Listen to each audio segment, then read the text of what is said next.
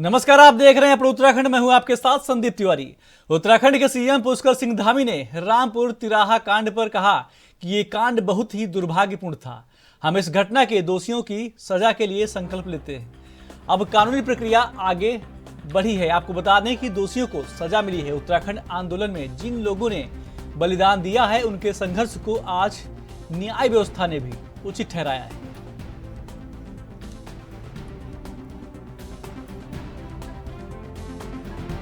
देखिए, वास्तव में वो जो जघन्य जो कांड था, जिस प्रकार से रामपुर तिराहे पर हुआ था, हर साल हम बरसी मनाने जाते हैं वहाँ रामपुर तिराहा में, मुजफ्फरनगर में, और हर बार ये संकल्प लेते थे कि इनके दोषियों को सजा मिलनी चाहिए। इसके लिए जो कानूनी प्रक्रिया वो जल्दी पूरी होनी चाहिए। अब ये कानूनी प्रक्रिया आगे बढ़ी, दोषियों को सजा मिली है। निश्चित रूप से उत्तराखंड आंदोलन में जिन लोगों ने अपना योगदान दिया है, अपना बलिदान दिया है, अपनी शहादत दी है, संघर्ष किया है, उनके उस समय के संघर्षों को आज न्याय व्यवस्था ने भी उचित ठहराया है। उनके परिवारजनों को, पूरे उत्तराखंड वासियों को इस निर्णय से हम स्वागत। पौड़ी लोकसभा सीट से कांग्रेस उम्मीदवार गणेश गोदियाल को इनकम टैक्स विभाग ने एक साथ 3 नोटिस भेजे हैं, जिसे लेकर सवाल उठने लगे हैं। गणेश गोदियाल ने इसे डराने की साजिश बताया है। गोदियाल ने कहा कि 2016 में भी उन्हें डराने और फंसाने की कोशिश हुई थी, लेकिन जांच में कुछ नहीं निकला। गणेश गोदियाल ने नोटिस की टाइमिंग पर भी सवाल उठाए हैं। ईडी, सीबीआई और इनकम टैक्स विभाग को लेकर कांग्रेस पहले भी सवाल उठाती रही है और अब ठीक चुनाव के वक्त गणेश गोदियाल को भेजे गए नोटिस को लेकर संग्राम तय है।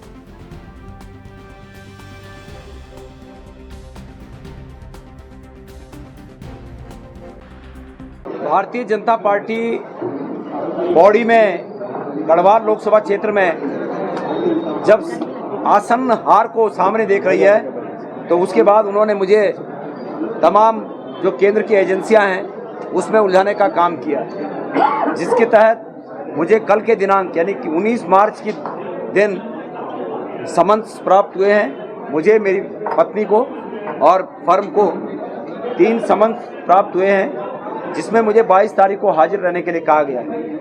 यह चुनाव में आसन हार को देखते हुए भारतीय जनता पार्टी की बौखलाहट को दर्शाता है और मैं मानता हूं कि केंद्र की सरकार मुझे जीतने नहीं देने के लिए पूरा प्रयास करेगी और गढ़वाल की जनता मुझे हारने नहीं देगी, मेरा ऐसा विश्वास है। और बीजेपी प्रवक्ता सुरेश जोशी ने प्रेस ब्रीफिंग के इस दौरान उन्होंने केंद्र और राज्य सरकार की तरफ से चलाई जा रही योजनाओं का जिक्र किया। उन्होंने कहा कि हमने बहनों को उज्ज्वला के कनेक्शन दिए, जनधन खाते खुलवाए और किसान सम्मान निधि के जरिए किसानों को पैसे दिए। गरीबों को स्वास्थ्य लाभ देने के लिए अटल आयुष्मान योजना चलाई है। साथ ही श्रमिकों के लिए श्रमिक कार्ड भी बनवाए हैं।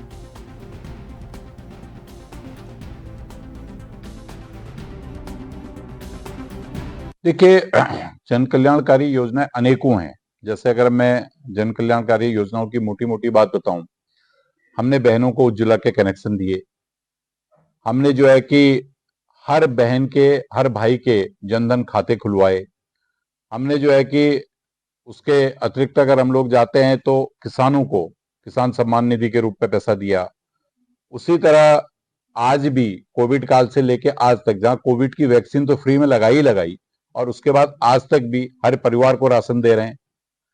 उसी तरह जो इस प्रदेश के अंदर भी जैसे देश का आयुष्मान भारत कार्ड है, आयुष्मान कार्ड में 5 लाख रुपए तक की सुविधा मिलती है, उसी तरह प्रदेश की सरकार हर व्यक्ति तक को स्वास्थ्य लाभ देने के लिए अटल आयुष्मान योजना हम लोगों ने चलाई है।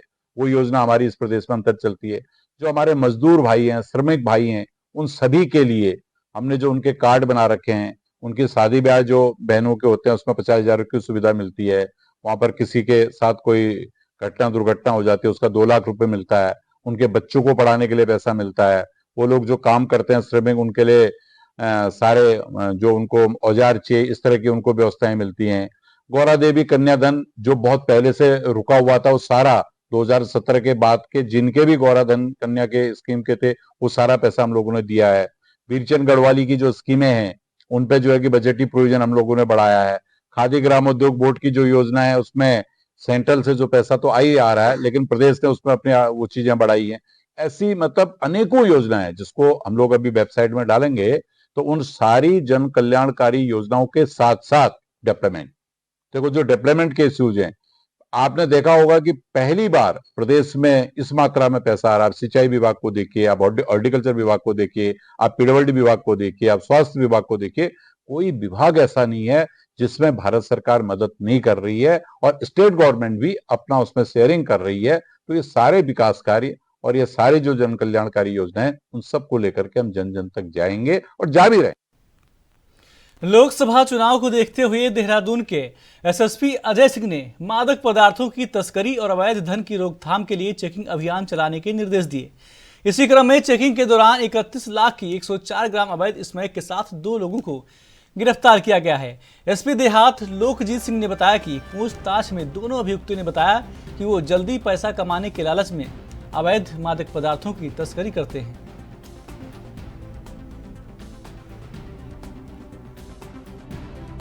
इसी काम में लगे हुए थे और ये अभी इन्वेस्टिगेशन का पार्ट है कि इसमें हम देखेंगे ये लोग क्या करते हैं, इनका दूसरा कोई और धंधा तो नहीं है और किन कार्यों में ये लिप्त हैं। अभी विस्तृत पूछताछ में ये सारी चीज़ें सामने आएंगी। सर अक्सर देखा जाता है कि जैसे ये ट्रेडर्स होते हैं ज़्यादातर टारगेट होते हैं कॉलेज के स्टूडेंट्स को बनाते हैं, तो ये अभी तक कुछ पता लग पाया कि इनका जो मेन सप्लाई था। हाँ बिल्कुल, जैसा कि मैंने शुरू में बताया कि ये 2 जगह हैं। एक तो जो कॉलेज और स्टूडेंट्स का एरिया है जहाँ पर इनको ये इजीली अपने ग्राहक मिल जाते हैं, और ये एक इंडस्ट्रियल एरिया जिसमें भी जहाँ तक ज़्यादातर बाहर के लोग आ रहते हैं, वो भी नशे की प्रवृत्ति उनमें पाई जाती है। तो उन्हीं दोनों को ये टारगेट करते हैं और इसी क्रम में हमारी टीम इसी क्षेत्र में ज़्यादा एक्टिव रहती है, तभी इन लोगों को हम आज इनको अरेस्ट कर पाएँ। उसके आसपास का एरिया जो है स्टूडेंट एरिया भी कहलाता है और इंडस्ट्रियल एरिया भी है। तो यहाँ पर जो ये ड्रग पैडलर्स हैं इसको टारगेट करते हैं और इनको यहाँ पर अच्छा मार्केट मिलता है। तो इसी को लेकर हमारी पुलिस यहाँ पर लगातार कार्रवाई करती रहती है और एक्टिव है हमारी टीम। तो इसी क्रम में जो है यहाँ पे ये कमर्शियल क्वांटिटी में स्मैक की तस्करी कर रहे थे यहाँ पर, और सेलाकोई पुलिस की टीम ने इनको 2 लोगों को वहाँ से अरेस्ट किया। इनका बैकग्राउंड क्या था, क्या पहले से भी कोई बैकग्राउंड? हाँ देखिए, वो अभी इन्वेस्टिगेशन में और इनसे इंटरोगेशन में उसका पता लगेगा कि इनकी क्या क्रिमिनल हिस्ट्री है और ये लोग कब से इस काम में लगे हुए हैं, इनकी प्रॉपर्टी क्या है, कितनी प्रॉपर्टी इन लोगों ने इससे अर्जित किया, उस पर भी हम काम करेंगे कि उस प्रॉपर्टी को भी हम जो है जब्त करवाएंगे। और रायवाला थाना पुलिस ने शराब तस्करी करने के आरोप में 3 लोगों को गिरफ्तार किया है।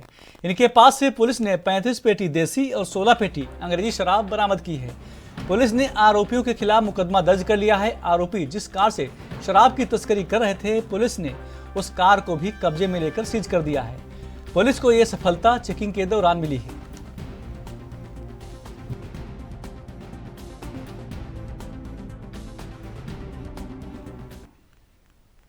आगे बढ़ते हैं। निर्वाचन आयोग कई कार्यक्रमों के जरिए मतदाताओं को वोट डालने के लिए प्रेरित कर रहा है। संयुक्त मुख्य निर्वाचन अधिकारी नमामि बंसल ने बताया कि इस बार लोकसभा चुनाव में आयोग ने 75% से ज्यादा मतदान का लक्ष्य रखा है। जागरूकता अभियान में अलग अलग थीम पर मतदाताओं को वोट डालने के लिए प्रेरित किया जा रहा है। उत्तराखंड में करीब 83 लाख मतदाता, जिनमें 1,45,000 18 वर्ष के नए युवा मतदाता जुड़े हैं।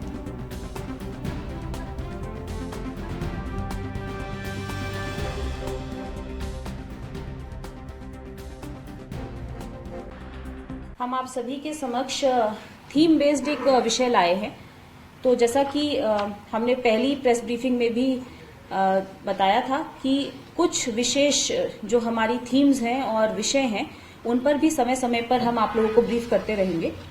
तो उसी के क्रम में आज हम आप लोगों को विशेष रूप से अवगत कराने आए हैं कि कितनी हमने गतिविधियां अभी तक आयोजित की हैं मतदाता जागरूकता के संबंध में, और जो हमारे 83,21,207 मतदाता हैं राज्य में, जिसमें से कि लगभग 43 लाख पुरुष मतदाता हैं और 40 लाख महिला मतदाता हैं। साथ ही विभिन्न अलग अलग श्रेणी के भी मतदाताओं की संख्या हम आपको बता देंगे। इन सभी को विशेष गतिविधियों के माध्यम से प्रत्येक वोटर तक हमारी टीम्स पहुंच सकें और उनको मतदान के लिए प्रोत्साहित कर सकें, प्रेरित कर सकें, यही प्रयास है। और इस प्रयास की शुरुआत कर दी गई थी 25 जनवरी से, जो कि नेशनल वोटर्स डे था, और तभी से हमारी लगातार ग्राउंड लेवल पर अलग अलग गतिविधियां आयोजित की जा रही हैं। इसी क्रम में 13 फरवरी से प्रतिदिन का एक कैलेंडर भी तैयार किया गया है, जिसमें प्रतिदिन सभी जनपदों में समान गतिविधियां टेकअप करके मतदाताओं तक पहुंचा जा रहा है। और इन गतिविधियों में कितने लोगों ने प्रतिभाग किया, इसका भी ब्यौरा हम आपको बता देंगे। तो जैसा कि हमने बताया कि अलग अलग टाइप की एक्टिविटीज हम कर रहे हैं। कल्चरल एक्टिविटीज की अगर बात करें, जैसे कि हमारी मेहंदी प्रतियोगिताएं हैं, रंगोली है और स्लोगन राइटिंग, इन सब में अब तक 16,000 हम ऐसी गतिविधियां आयोजित कर चुके हैं और 6,55,00,000 मतदाताओं ने, विशेष तौर पर महिला मतदाताओं ने इसमें प्रतिभाग किया है। ये सभी जनपद में और अलग अलग ब्लॉक लेवल पर भी इसमें पार्टिसिपेशन ऐसा है कि ये कॉन्सेंट्रेटेड एक्टिविटी नहीं है, सभी जगह पर इसको आयोजित किया गया है। मैराथन और रैलीज की बात करें तो लगभग 5700 रैलीज, दौड़ और मैराथन हमने आयोजित की हैं, जिसमें 72,000 प्रतिभागी अब तक 2024 लोकसभा चुनाव में निर्वाचन आयोग ने दिव्यांग और 85 वर्ष से अधिक उम्र के मतदाताओं को पोस्टल बैलेट के जरिए घर से मतदान करने का ऑप्शन दिया है। लिहाजा जिला निर्वाचन विभाग ने इसकी तैयारी शुरू कर दी है। हल्द्वानी में एआरओ ने सभी बीएलओ के साथ इस संबंध में बैठक की और जरूरी दिशा निर्देश दिए। उन्होंने बताया कि इस बार पूरे देश में ये व्यवस्था पहली बार लागू होने जा रही है। जो 85 वर्ष से ज्यादा उम्र के हैं या जिन्हें 40% से ज्यादा विकलांगता है, उनके पास फॉर्म 12D पहुंचाया जाएगा। अगर वे मतदान केंद्र पर नहीं जाना चाहते तो उनके घर जाकर उनका वोट पंजीकृत किया जाएगा।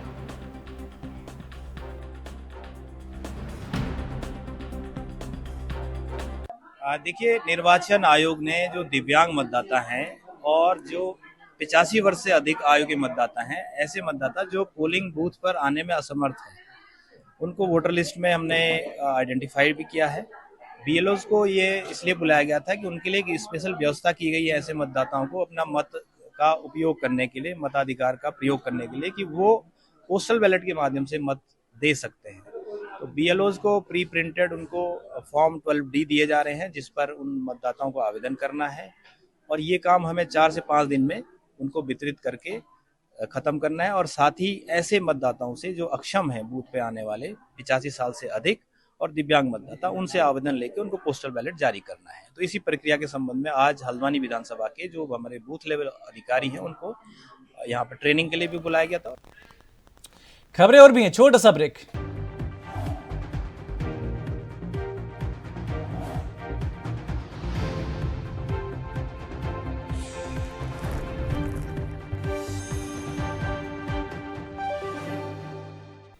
ब्रेक के बाद स्वागत है आपका। खबरों में आगे बढ़ते हैं। लोकसभा चुनाव की तैयारी को लेकर आज अल्मोड़ा में निर्वाचन आयोग ने कर्मचारियों की ट्रेनिंग शुरू की। इसमें 920 बूथों के लिए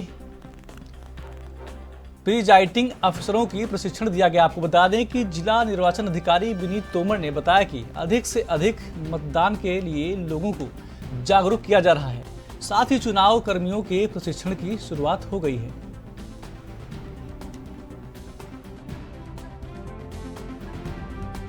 देखिए, आज पहला प्रशिक्षण है हमारे 920 पोलिंग स्टेशन से, उसके हिसाब से हमने लोगों को बुलाया है। और जो पहली ट्रेनिंग चल रही है वो केवल प्रिजाइडिंग अफसर और पीठासीन जो हमारा PO1 होता है, पोलिंग ऑफिसर 1, इन 2 लोगों को प्रशिक्षण दिया जा रहा है। और हमारी प्रयास ये है कि इन लोगों को सब कुछ सिखा दिया जाए, इनके अंदर कोई डाउट ना रह जाए। और दूसरा, हम लोग ये भी सुनिश्चित कर रहे हैं और सबसे निवेदन भी कर रहे हैं कि जितने भी लोग हमारे पोलिंग पार्टी में इलेक्शन ड्यूटी में लगे हैं, उनका भी अपना 100% मतदान में भाग लें और अपने मताधिकार का प्रयोग करें। और कोई भी ऐसा व्यक्ति। जनपद उधम सिंह नगर के खटीमा में लगभग 3 दर्जन मुस्लिम समाज के युवा PM मोदी और CM धामी की कार्यशैली से प्रभावित होकर बीजेपी में शामिल हो गए। आपको बता दें कि इस दौरान सभी कार्यकर्ताओं ने पार्टी को मजबूत करने, साथ ही लोकसभा चुनाव में बीजेपी प्रत्याशी अजय भट्ट को रिकॉर्ड तोड़ मतों से जीतने का संकल्प लिया।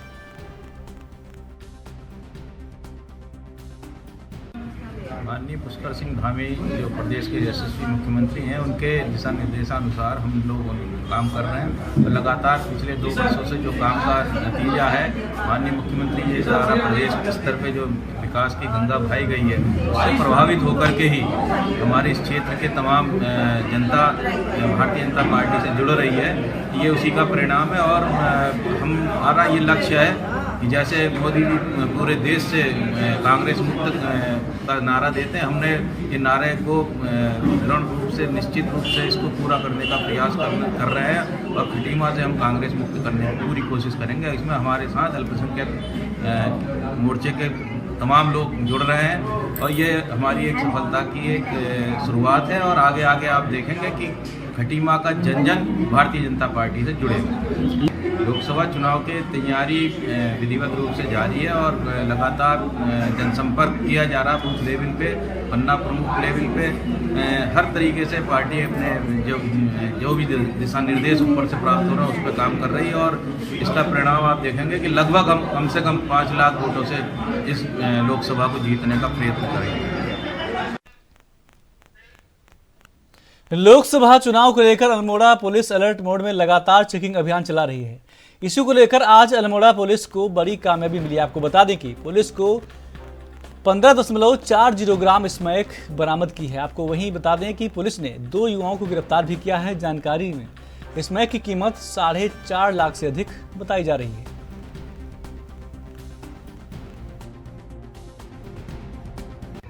हाँ, ये श्रीमान वरिष्ठ पुलिस अधीक्षक महोदय के निर्देशानुसार लोकसभा चुनाव के दृष्टिगत चेकिंग अभियान चल रहे हैं।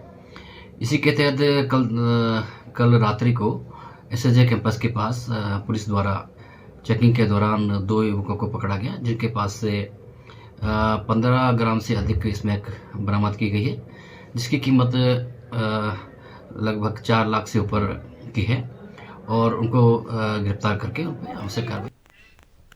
आदर्श आचार संहिता में अवैध शराब व्यापार पर अंकुश लगाने हेतु आबकारी आयुक्त उत्तराखंड देहरादून व जिलाधिकारी उधम सिंह नगर द्वारा शराब निर्माण के अवैध अड्डों को नष्ट किया गया। आपको बता दें कि कार्रवाई के दौरान अवैध शराब निर्माण कर रही 12 भट्टियों को मौके पर ही नष्ट कर दिया गया। लगभग 370 लीटर अवैध कच्ची शराब की बरामदगी की गई है। आपको बता दें कि 12,000 किलोग्राम लहन को नष्ट किया गया है। फिलहाल मामले में आबकारी अधिनियम के अंतर्गत मुकदमा पंजीकृत कर विवेचना प्रारंभ की गई है। ये आदर्श आचार संहिता जब से लागू हुई है तब से हम लोगों ने चिन्हित करने की कोशिश करी थी कि कहाँ पर इस तरह के अवैध शराब के धंधे चलते हैं। इसके लिए हमने पहले भी जो है यूपी एक्साइज के साथ हमने इन जगहों को चिन्हित किया था। आदर्श आचार संहिता लगने के बाद आबकारी आयुक्त उत्तराखंड देहरादून और हमारे जिलाधिकारी महोदय और आबकारी अधिकारी महोदय द्वारा निर्देशित किया गया है कि जनपद में अलग अलग जगहों पर जहां पर भी इस तरह के अड्डे चल रहे हैं अवैध शराब के, उनको समूल नष्ट किया जाएगा। तो उसी कार्रवाई के क्रम में आज हमारे द्वारा ये रुद्रपुर के रायपुर, अमरपुर और अर्जुनपुर में ये जंगलों में शराब की भट्टियाँ चल रही थी, इनको हमने नष्ट किया है। इसमें लगभग 370 लीटर जो है हमें अवैध शराब मिली है। 12 भट्टियों को हमने नष्ट किया है और 1200 केजी लहन इसमें हमने तहस नहस किया है। इसके अलावा इसमें गिरफ्तारी में जंगलों में क्योंकि गए थे हम लोग, तो ये लोग भाग जाते हैं, टीम को देखकर पैदल रास्ता होता है। अभी इस पर और भी कार्रवाई चल रही है, अभी देखते हैं इसमें क्या रिजल्ट निकलते हैं जाती है। देखिए, जो ये अवैध शराब की बिक्री वाली बात है तो उसमें धारा 60 के तहत हम लोग करते हैं और जो अवैध शराब निर्माण में पाए जाते हैं व्यक्ति, उनमें 63 के तहत कार्रवाई की जाती है, धारा 63 के तहत पाया जाता है। देखिए, जो हम ये पकड़ते हैं शराब, इस पर जो है धारा 60 के अधीन तो लगभग 7 साल से कम की सजा है, लेकिन जो धारा 63 है ये गैर जमानती अपराध है और इस पर न्यायालय से ही निर्णय होता है। बीजेपी ने लोकसभा चुनाव के लिए अपने प्रत्याशियों के नामांकन दाखिल करने की तिथि घोषित कर दी है। प्रत्याशी के नामांकन के दिन मुख्यमंत्री पुष्कर सिंह धामी उनके साथ मौजूद रहेंगे। प्रदेश अध्यक्ष महेंद्र भट्ट ने कहा कि 22 मार्च को अल्मोड़ा लोकसभा सीट प्रत्याशी अजय टम्टा का नामांकन होगा। 23 मार्च को त्रिवेंद्र सिंह रावत अपना नामांकन हरिद्वार में करेंगे और इसी प्रकार 26 मार्च को टिहरी और पौड़ी लोकसभा प्रत्याशियों का नामांकन होगा। आपको बता दें कि 27 मार्च को नैनीताल लोकसभा प्रत्याशी अजय भट्ट का नामांकन होगा।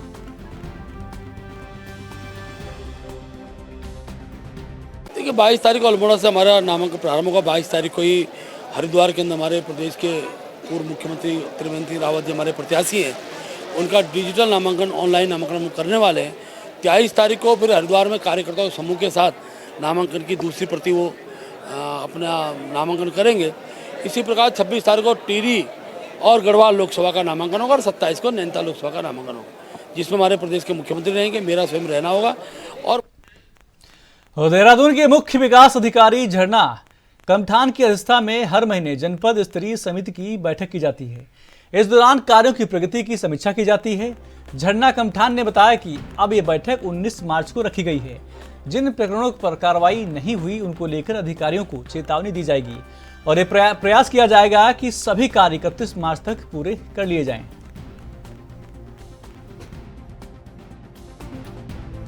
इसमें हम प्रत्येक मार्च DWSM की बैठक होती है जनपद स्तरीय समिति की, तो उसमें इस तरह के सारे प्रकरण रखे जाते हैं। गत माह ये बैठक हुई थी, तो जिसमें ये प्रकरण जो है वो निस्तारित करने के निर्देश अधिकारी गणों को दिए गए थे। अब पुनः ये बैठक 19 मार्च को प्रस्तावित है, तो उसमें समीक्षा की जाएगी कि किन किन प्रकरणों पे कार्रवाई नहीं हुई है। जिन पे कार्रवाई नहीं हुई है उसमें अधिकारियों को चेतावनी जारी की जाएगी और हर हाल में ये प्रयास किया जाएगा कि 31 मार्च। कुमाऊं में एकादशी से होली का रंग छाना शुरू हो जाता है। आज के दिन ग्रामीण मंदिरों में जाकर होली गायन करते हैं। अल्मोड़ा के विश्व प्रसिद्ध जागेश्वर धाम में आपको बता दें कि चीर बांधने के साथ होली की शुरुआत की गई। कुमाऊं की होली की एक विशेषता भी है कि यहाँ महिला और पुरुष होली गायन को बड़े हर्षोल्लास से मनाते हैं। जागेश्वर धाम की पौराणिक होली ये देवी के डोले के रूप में गांव-गांव में भ्रमण करेगी। अगले 6 दिनों गांव-गांव में जाएगी, जिससे कि रोग का निवारण होता है। क्षेत्र में देवी के डोले के रूप में पूजन किया जाता है घर घर। रमजान का पावन महीना अब शुरू हो चुका है और साथ ही कुछ ही दिनों में होली का त्योहार भी आने वाला है, जिसे देखते हुए पुलिस प्रशासन भी अलर्ट मोड पर आ चुका है। इस बात को लेकर देहरादून के SSP अजय सिंह ने कहा कि होली और रमजान को देखते हुए हमारे हर थाना क्षेत्र में पीस कमेटी की बैठक कर ली गई है। साथ ही उन्होंने कहा कि संबंधित क्षेत्राधिकारी द्वारा मुहजिज लोग और सभी समुदाय की लोगों के साथ मिलकर आपसी सौहार्द के साथ त्योहार संपन्न कराने जाने को लेकर बैठक की गई है और जितने भी शरारती तत्व हैं जो ऐसे मौकों पर शांति भंग कर सकते हैं उन पर पाबंदी लगाने के लिए उनकी रिपोर्ट हमने SDM और अधिकृत मजिस्ट्रेट को भेज दी है। देखिए, रमजान का जो ये पावन पर्व माह है वो शुरू हो चुका है। साथ ही साथ आगामी सप्ताह में जो है होली का भी त्योहार आने वाला है। इसको देखते हुए पीस कमेटी की बैठकें जो हमारी हर थाना क्षेत्र में है वो कर ली गई है। साथ ही साथ संबंधित क्षेत्राधिकारी द्वारा जो मौजूद व्यक्ति हैं, जो दोनों सभी समुदाय के लोग हैं, उनको एक बैठाकर ये आपसी सौहार्द से जो है त्योहारों को संपन्न कराने के लिए एक बैठक कर ली गई है। बाकी कुछ ऐसे लोग भी चिन्हित होते हैं जो शरारती तत्व होते हैं, ऐसे मौकों पर कहीं न कहीं शांति भंग की आशंका रहती है, उनको भी हमने पाबंद मुचलके के लिए यहाँ पर SDM और सभी जो कंसर्निंग मजिस्ट्रेट। और बुलेटिन में मेरे साथ इतना ही। देश प्रदेश की तमाम खबरों के लिए देखते रहिए ANB न्यूज। नमस्कार।